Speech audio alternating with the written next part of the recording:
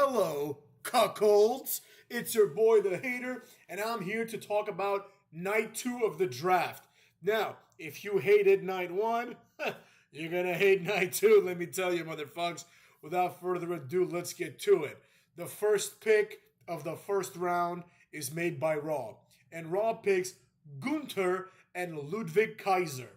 So immediately, we gotta do a full stop and talk about this for a second. So let me understand this correctly.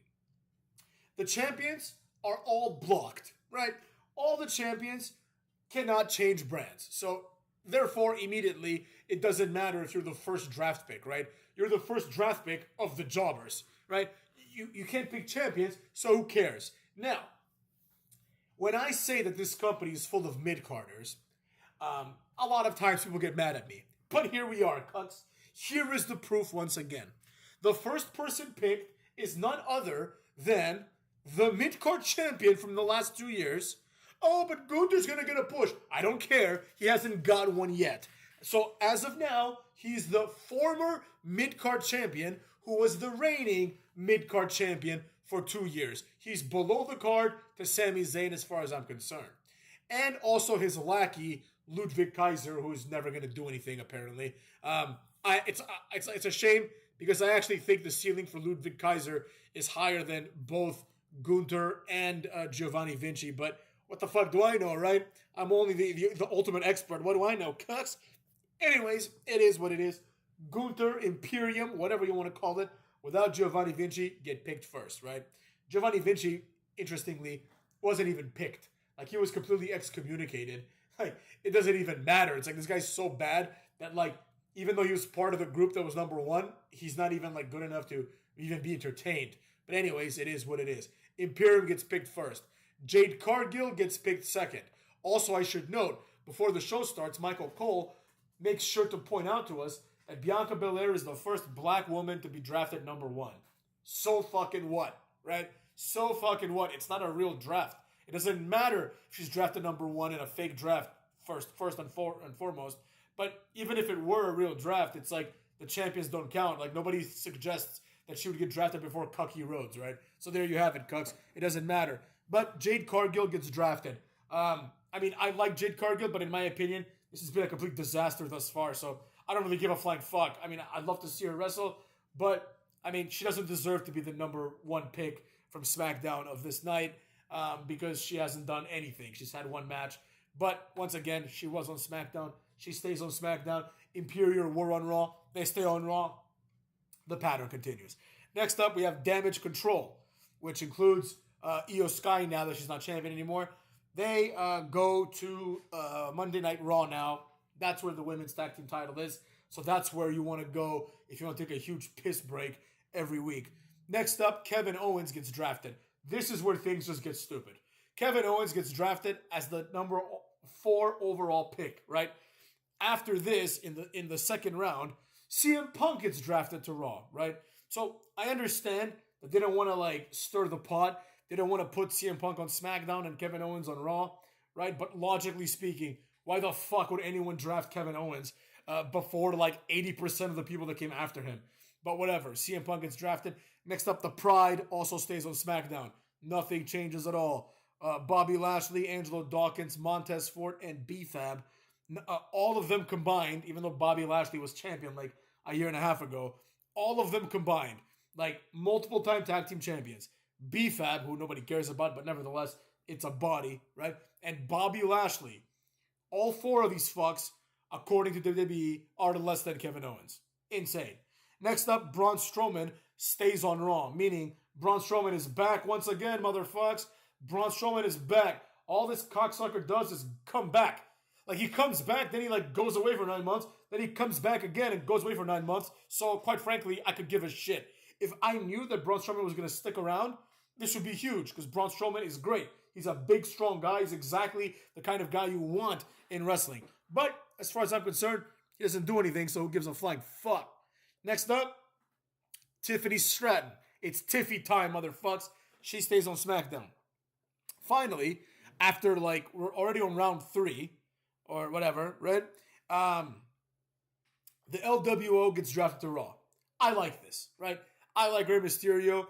I'm a big Rey Mysterio fan, but the LWO should have gone much higher because the LWO still includes Carlito, so there's like 6 or 7 people in this group. So why aren't they like drafted earlier? Like, are you really gonna tell me that you'd rather have Kevin Owens than Rey Mysterio?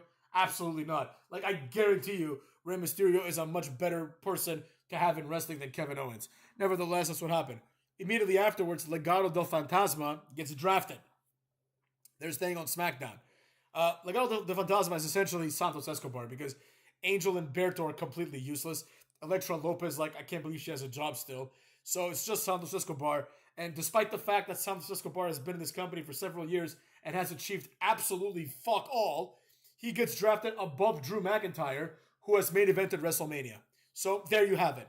I don't want to hear anymore how Drew McIntyre is a star, right? I don't want to hear anymore how Drew McIntyre is a main eventer, motherfucks. Drew McIntyre is a third-round pick jobber. You understand what I'm saying? That's what he is. That's how they treat him. They treat him as a mid-carder, so a mid-carder he is, as far as I'm concerned. Cock sucks. Now, another thing of disrespect. I understand these are different nights and different drafts, but Seth Rollins was picked in the first round. Drew McIntyre beat Seth Rollins. So by the transitive property, Drew McIntyre should be drafted higher than Seth Rollins, right? In no world would you want the guy that lost over the guy that won. That doesn't make any sense. It only makes sense in the dumbest draft in the history of all sports and fake sports. Next up, Nakamura gets drafted higher than he should be. He's going to SmackDown, where he will likely remain a jobber. Then, the Judgment Day, who should have been drafted first or second, in my opinion, get drafted in round 4. This is just the ultimate disrespect. We've got Finn Balor here, who, I think he's a mid-card jobber nobody, but I have a feeling if Finn Balor was a singles guy, he'd get drafted higher. He'd get drafted, like, kind of on the same spectrum as Kevin Owens. You know what I mean? Like, that's where he is on the card. He's right there in the Kevin Owens, like, range, right? But we also have Dirty Dominic Mysterio, who is, like, awesome. And JD McDonough, who, like, I personally like JD. I always have. But, let's be real. He's like an idiot, right? He's basically one step away from being, like, one of the Three Stooges. This guy's just a moron. Like, they book him like a retard. But anyways, it is what it is. Judgment Day, despite being the most successful stable, and despite the little graphic saying Judgment Day runs Raw, like, when they have the little, like, what the person or team that was drafted has accomplished, one of the things they had for Judgment Day was Judgment Day runs Raw. Well, then why are they getting picked in, like, the 4th round up in this bitch? Next up, Naomi gets picked after Judgment Day, which is just abusive. This is just ridiculous, right? Like, this is, like, at this point, you can't even justify it. Like, Naomi has never drawn a dime. Like, there's times when I say things like that, and obviously I don't mean it. Like, I know that Kevin Owens does draw something, right? He's never really been a big draw and never will be, of course. But I know that, there's people out there that might buy a Kevin Owens shirt. I know there might be some guy who's like, oh shit, Kevin Owens is wrestling? I'd like to see that. Like, I understand there's like 15 of those people. But Naomi, I don't think anyone has ever spent $1 they wouldn't have otherwise spent because of Naomi. You know what I mean? Like, back in the day, there were times when, like, I would think to myself, oh, do I, like, spend some of my money when I was a kid to have my mom order this pay-per-view, or do I not? And there were times where I'm like, wow, everything is, like, good, but I'm 50-50. And then I remembered, oh, shit, but it's going to be, like, Eddie Guerrero versus S.A. Rios at Backlash, right? And I'm like, oh, I want to see that. Like, that's actually a real thing, right? But I'm like, oh, shit. And that's one of my favorite pay-per-views of all time.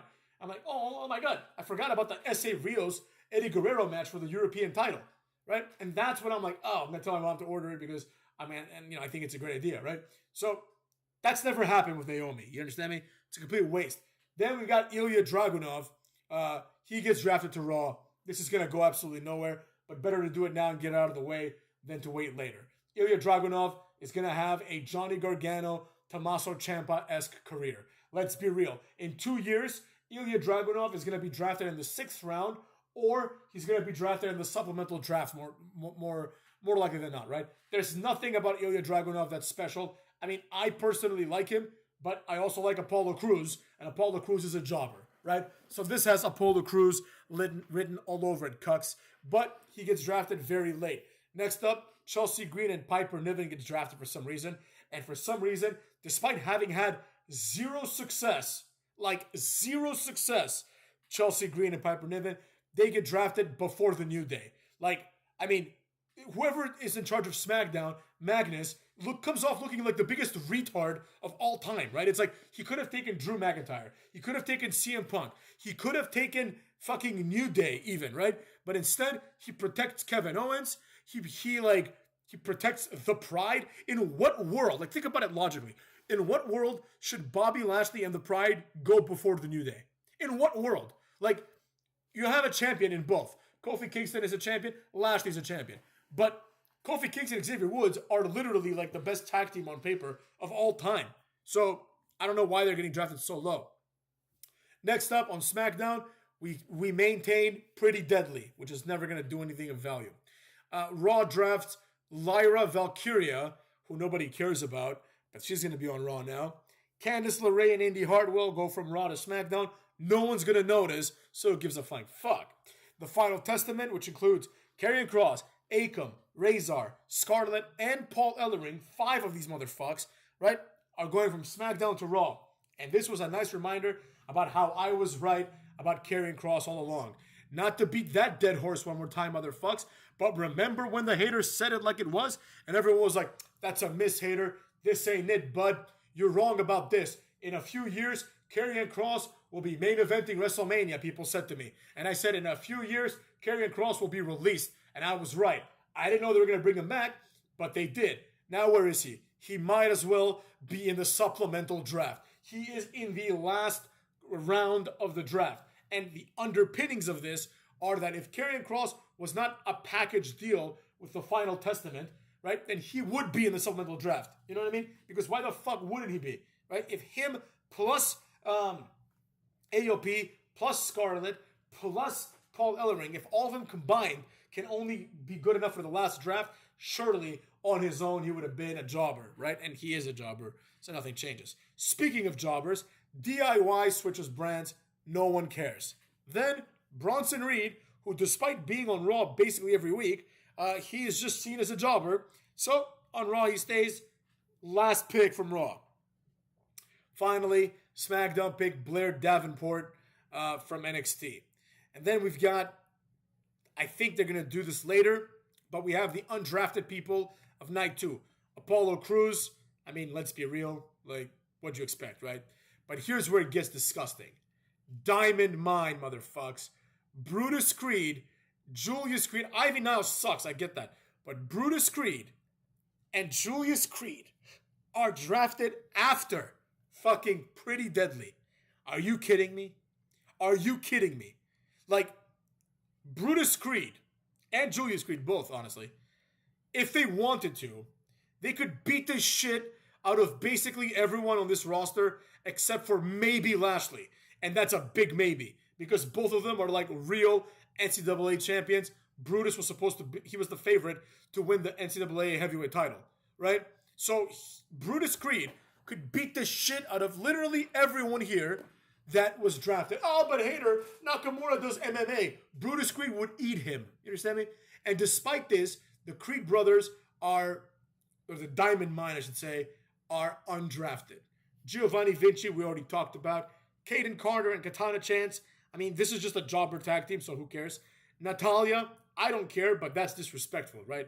It's like, how are you going to have Natalya be drafted after Naomi? Like, Natalya, at the end of the day, motherfucks, Natalya has been in this company for like 15 years, busting her ass. Naomi quits because she gets upset, comes back just to steal more money from the company. She's never drawn a dime, as we've established, right? And she still gets drafted higher than Natalya.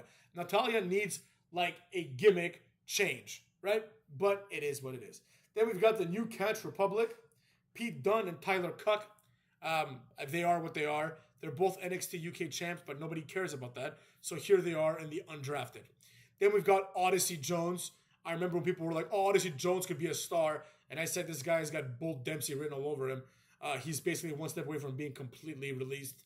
And Tegan Knox, who has had opportunity after opportunity in this company and has done absolutely fuck all with it.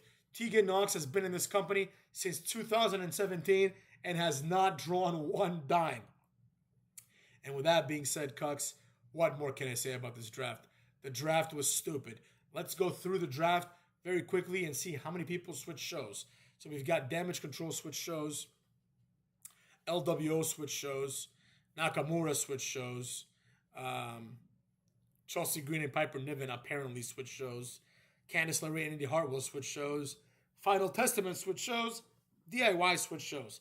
So a good amount. I mean, nothing crazy because we've got like, here we have 24 picks. So we got 1, 2, 3, 4, 5, 6.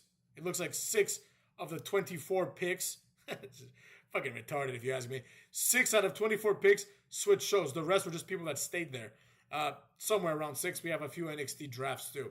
So maybe this is more than on Friday, but think about who switched shows, right? Damage Control switch shows, but who cares? Like, it doesn't matter. You know what I'm saying? Like, nobody cares if they're on SmackDown or on Raw. I didn't even know they were on SmackDown, to be honest, because I see them all the fucking time. Then we have LWO. Obviously, they're on SmackDown, but and I will admit that is an actual switch. That's like the Sheamus of this week, right? There's an actual switch. Nakamura, like, who gives a fuck? You know what I'm saying? Like, it doesn't matter where he's gonna go be a jobber. He's a jobber. This is completely meaningless.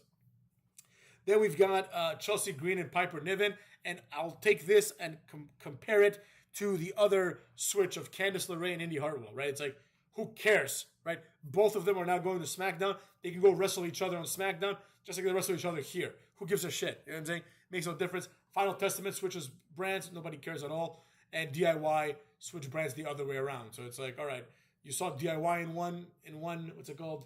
Fucking, in one show.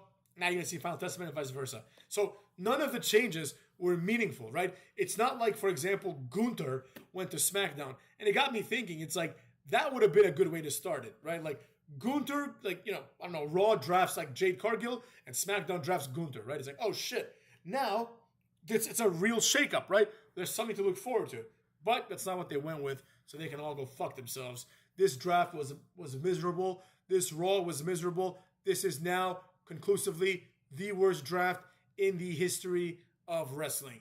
I can't think of anything they could have done to make this worse, to be honest, right? It's just like everyone involved is a mid-carder. And one more thing I want to say. It's like, even all the way with Bronson Reed, who was like one of the last picks, I remember this vividly, right? They said like Bronson Reed gets drafted to Raw, right? And it's like Bronson Reed, former NXT UK champion, right? So every one of these cocksuckers has had some sort of title, right? It's like, it's more difficult to find someone on the roster that has never been a champion than it is to find a champion, right? It's like everyone has been some sort of champion. Like, what's the point? You know what I mean? Naomi is like a 2-time champion.